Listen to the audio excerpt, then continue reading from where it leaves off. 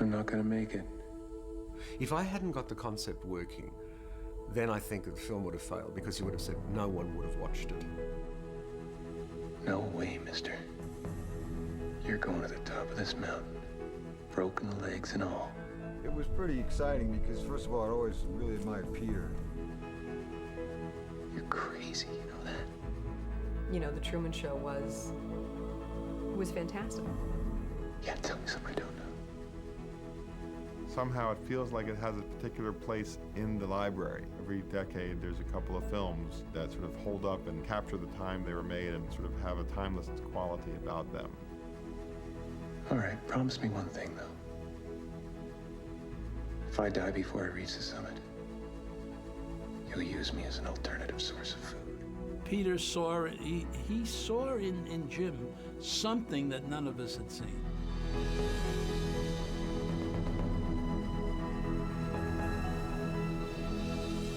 It's unbelievable how quickly the real world caught up to this cynical, dark fantasy Andrew Niccol had 10 years ago. Good morning! Morning! Good morning! Oh, and in case I don't see you, good afternoon, good evening, and good night. It was so complete. It was like putting someone else's clothes on. And I thought, who is this Andrew Niccol? You know, this is different. This is a writer. And a writer who's writing something that he knows about. It's absolutely Andrew's script, and Andrew was very much a part of the concept. He was able to focus in on it and discover something that was unique about it, and that's what Peter discovered as well. He discovered the uniqueness. I think the prophetic kind of aspect of this piece comes from Andrew Niccol, and it's reflected in some of the other films he's made, like Gattaca. And I pay him the compliment of the originality of that point of view of the world. That's Andrew's thumbprint.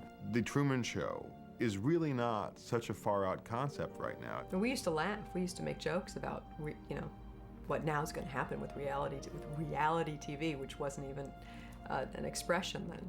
And lo and behold, it's done that and gone beyond it. Yeah, it predated all that stuff. Yeah. Unfortunately, it rang true. That's why I say I admired it and admired Andrew's writing. And it was kind of perfect for what it was, but it wasn't right for me. It's an odd thing, and the only time I've ever had something that I did admire, but wanted to change if I did it. And that fundamentally came down to one major sticking point for me. For me, Andrew's draft was like a brilliant speculative science fiction, almost. The script had been originally written, and it was set in New York City. It was a very different tone, a very different film. If I looked at it as a movie, I thought it had to be light where he had it dark. I wanted to make it real, not science fiction. I wanted to make it just the near future, if you like, which of course it turned out to be, not that we knew that. Peter was predicting what the future holds for us, that we were taking the next step into a controlled environment. And to do that, I thought, well, why would people watch it 24/7? It has to be not depressing, which it would be. It has to be enlivening. That'd be all for you, Truman? That's the whole kit and caboodle. Catch you later. It has to be therapeutic and sort of, have a certain charm, a certain sort of relaxing quality to it. So that depended on the star, naturally. Good morning, Truman. Good morning, Truman. Hey, how are you guys? Beautiful day, isn't it? Always. I think he was attracted by the basic idea, and I think he had an enormous respect for Jim Carrey's talent. And the thought of doing a picture with Jim Carrey, I think really, and to bring out a new dimension in Carrey really was a challenge to him. And two, I thought it should be in a sort of holiday resort, a sort of, the ideal place. People always, look at holiday brochures, or they have screensavers with fish on them and tropical lagoons, So I thought it should be in a place like that, a dream haven, and always be sunny, and except when they wanted to make it rain. So therefore it would be more entertaining. And so I needed Jim, and I needed to rejig the script with Andrew to get it to suit this concept. I was sort of proud of Jim for wanting to take a leap and grow. I mean, when you have someone who is profoundly talented, and Jim is a geyser of talent, when you see them be brave enough to step outside of what they're comfortable in, you know, they deserve all the support that they can get. And knowing that Peter had worked with Robin Williams before, you know, Jim could not have been in better hands. Well, when I saw Ace Ventura, you know, pretty clearly he was a star. And he had a particular kind of energy.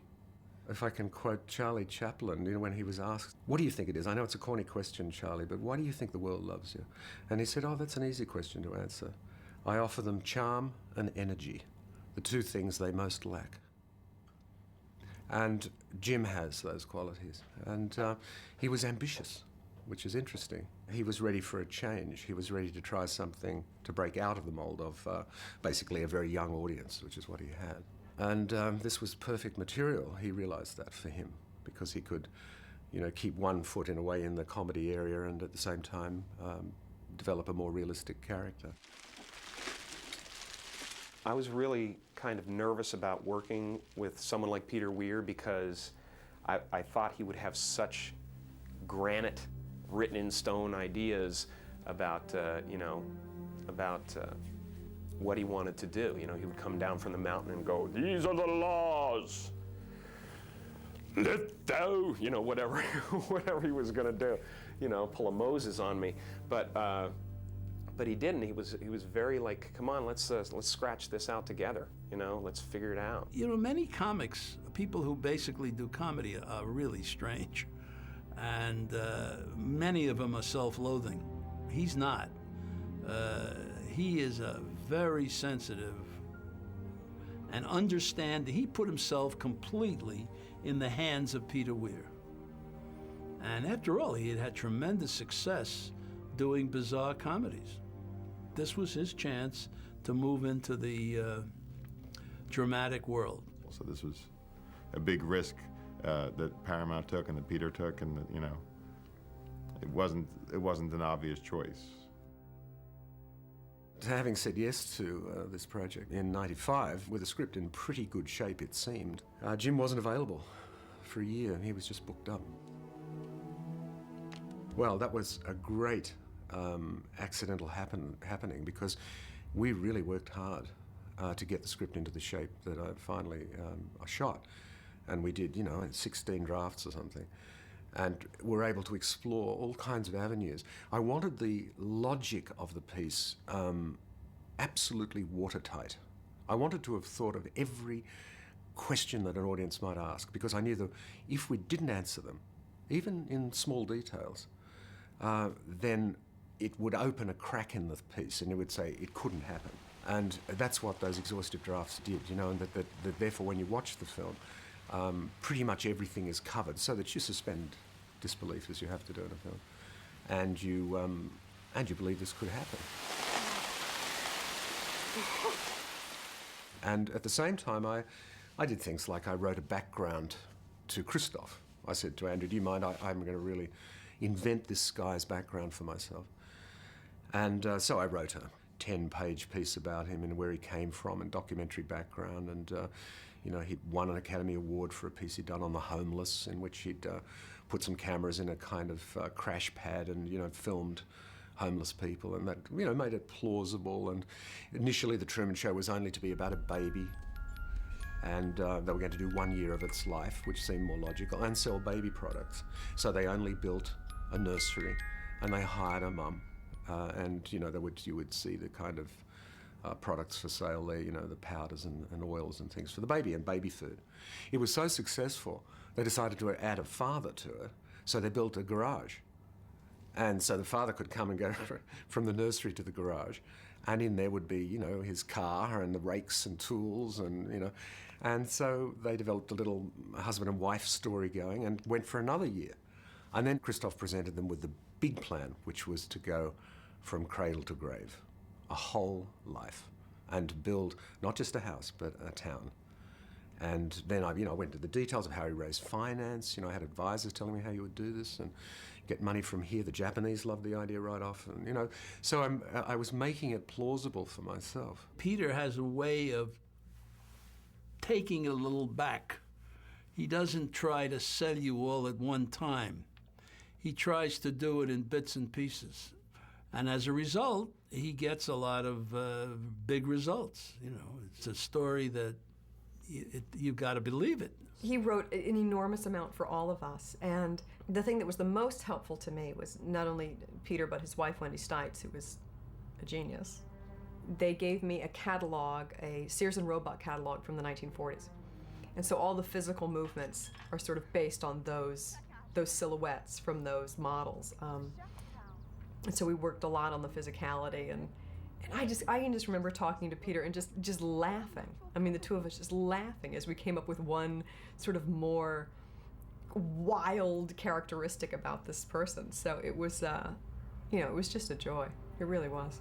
I remember he gave that to me, gave me the backstory on paper. It was very helpful, yeah. And then you fill in blanks for yourself. The more information he had some images, I think, of things that he showed me. Because the more stuff he could give me in a short period of time was helpful to me. Well, I created my own personal sort of backstory on Lewis, on this kid who obviously he'd been on the show, on the Truman Show in the movie for his whole life with Truman, grown up together. So you have to imagine that this kid had some very pushy stage mother who was willing to sell her son into this unreality, and sacrifice his childhood for the sake of becoming a television personality. So there's that element to this guy who was an aspiring child actor. And then there's the other reality, which was that he actually did grow up with Truman on the Truman Show, and they became best friends. That was an authentic, I think, real relationship. Because when you're 8 years old, you're not faking your best friend, and sort of, the notion that you're with someone all your life that you can't actually share the secret with must have been very, very difficult for Lewis, to have this burden as a child. So I think that creates a very interesting sort of almost psychotic split in this character who has to be false perpetually to the person who is authentically probably his best friend in the world. And then he, of course, grows up and realizes he's this famous actor, but it's all predicated upon this very deep and profound betrayal, false life that I think must have made him a very complicated man. I worked on Hannah Gill first, who she was and what she was doing there. Doesn't she look beautiful, Truman? Well, she still does. What kind of an actress was she? What were her motivations? What was her agenda? What was her personality? And then worked on Meryl second. So you're an actress playing an actress who's playing a character in a reality TV show, basically. And it was just great fun. I mean, we came up with endless amounts of backstory for each of our characters. I need to talk to you, but let's go outside. Oh, sweet, I'd love to, but I'm really late. And all of this was with Peter's guidance and hints. He would sort of like throw you a diamond of an idea, and you just run with it. She was a rabidly ambitious, powerful woman who, when not on the set, my idea was that she had this huge room with an enormous conference table, and she was just making deals left, right, and center and making an enormous amount of money. That she had gained so much popularity through the show that she had an enormous amount of power. For example, every time she slept with Truman, she'd get a bump in salary. Come to bed. Every time she would do a product placement that was successful, she'd get a bump in salary. So she was constantly wheeling and dealing. Get one of those new elk rotaries. It was fun. It was just fun to think about that. And then to layer on top of it someone who's supposed to be caring and sweet and lovely, and, it was fun. Everybody's a little bit more complicated than they seem at first, if you really dig into the sort of backstory of these characters. I came into it, of course, slightly apprehensive, or I guess intimidated, of this incredible energy, this comic sort of force that existed, and I thought, wow, how's he going to do this dramatic role? I mean, I myself didn't see it so clearly or know how it worked. I think the big misconception with a lot of comedians is that they're constantly on all the time, and while I'm sure there are a few, these people work very, very hard. I mean, Jim Carrey works extremely hard. He comes up with idea after idea after idea after idea. right from the minute we met, we couldn't stop talking, you know, about the potential of it, because it was extremely provocative material, you know, because you could invent things right off, you know. And I came in and I said, oh, I was thinking, you know, when I came from the hotel, got up this morning, I was cleaning my teeth like you do in the mirror, you know, and I think, you know, it'd be interesting, we could put a scene in with you doing stuff in the mirror. And he got all excited about that. And the next time I came to see him, I think he'd written stuff out on the mirror, you know, in soap, you know, and had invented all this stuff like he was this astronaut and whatever.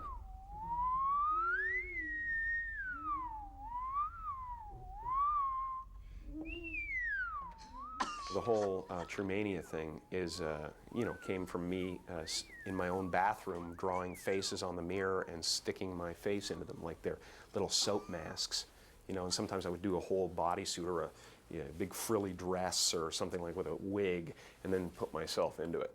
Oh, darling, whatever it is, you know. And I hereby proclaim this planet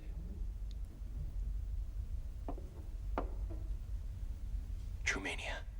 So we had this rapport, because I'd begun in sketch comedy at university and had done reviews and even television shows in a kind of Monty Python way. So I had that background, as his was stand-up, but certainly, you know, we had that kind of what if kind of rapport. he just made me very creative because I was not afraid to bring things to him. You know, once you get past that, when you know somebody's going to, you know, listen to your ideas at least and not go, oh, God, he's got another idea. You know, that kind of thing. It's, you know, Peter welcomed creativity on every level. He was very passionate and committed and dedicated to doing as good a job as he could do. There was very little sort of ego or star behavior. It was really, I mean, his attitude at the time was really like, hey, I'm in new water here. You guys are all dramatic actors. This is my first time, so help me out. I mean, it wasn't at all sort of condescending or star-like, so that was wonderful. He was sweet and he was kind and he was, you know, in foreign territory, and I'm sure a little scared at times. Come on. I told you I can't. You're gonna get both their asses fired, you know that. Okay, then, let's do it. There's a rainbow, and I, you know, normally do, you know, red, green, and yellow or something like that, and now I got some purples and some, you know, whatever in there. You know, it's just completing the rainbow, that's all. I mean, we're all a full rainbow of emotions and things like that. Anybody who comes out here and says, I just joke around, I'm not affected by feelings, is, you know, a liar.